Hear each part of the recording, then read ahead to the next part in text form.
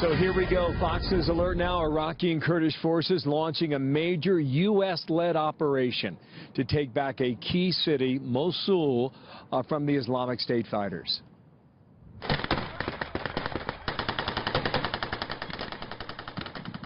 ISIS occupying that city for more than 2 years. They are dug in. Lieutenant Colonel Ralph Peters, Fox News strategic analyst, with me now. And, sir, good morning to you back there in Washington. Some estimates say 4,000 ISIS fighters are there. They've been there for a couple of years. They are ready and willing to take on this fight, and they are ready to die. How big is the challenge, sir? Well, the challenge is always enormous in urban warfare, with its, with the complexity of the battlefield, civilians in place. I mean, there's still up to 1 million citizens left, Iraqi citizens left in Mosul. Not sure exactly how many. So it's ugly. It's difficult. But the real challenge here for us in our role is to herd the cats. Because the future of Iraq has not been decided. Much will be decided eventually in Mosul. And you've got all these factions. You've got the Iraqi military, Iraqi police, Iraqi anti-terror commandos, Shia militias, Sunni Arab, local Sunni Arab militias. You got the Turks in an oversight role. They're not supposed to be there, but they are, defending the Turkmens. What we've done is try to give them all, working through the Iraqis, give them all a slice of the sandbox to play in. The danger, apart from the hard, brutal street fight against ISIS, is that the Iraqi military could falter, the Kurds are doing well, they move faster, and this fragile agreement among the allies breaks down. So this is very complex, it's very deadly, and we don't know how long it's going to take. We have more than 5,000 U.S. military members in Iraq today. How deeply are we involved in this operation? And certainly there's a risk of casualties here as well.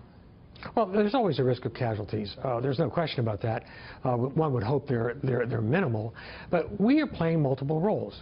Obviously, air power, fixed-wing aircraft and Apache helicopters now going in. We've also got air controllers on the ground, special operators, trainers, advisors, planners. And that's really where we pull a lot of it together for them. That's essential. But the other role we play, again, is we provide a fig leaf for all these other elements, all these other players that say, well, we don't want to do this, but the Americans insist. And so we are the key clothespin holding the rag, all the rags on the line. And that's a terrible metaphor, by the way. Yeah. But listen, you have, but it's okay. Yeah. But you have a toxic mix here. You have Kurds on one side, the U.S. military, the Iraqi army, Shia militia, Sunni militia. When you consider all of that, even if you're able to take out this town, and as you refer to these terrorists running for somewhere else, what happens to the state of ISIS? Even if you're successful, and if you consider whether or not the Iraqi military, are they better today than they were 5 years ago or 10 years ago? Well, they're certainly better than they were 2.5 years ago, because the previous prime minister had basically stripped out all the professional officers and put his cronies in, which is a key part of why they fell apart. So they're better than they were.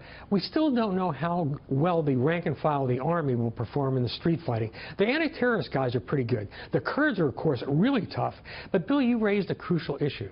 Even after the street fighting's done, after the last booby trap has been disarmed, however long that may take, then you get the big strategic question of what becomes of Mosul. You've got all these people, you have their chits on the table, and the Kurds don't agree with the central government. The central government doesn't agree with all the Iraqi militias, who certainly don't agree with the Turks, the Turkmens. And so after the shooting's done, the arguing is going to start. And I expect at least one more civil war in Iraq in the coming years. Iraq doesn't work. It's going to be, this one is going to be bloody. Colonel, thank you. Ralph Peters watching it for us. Thank you, sir. Good to get your analysis today. Thanks, Martha.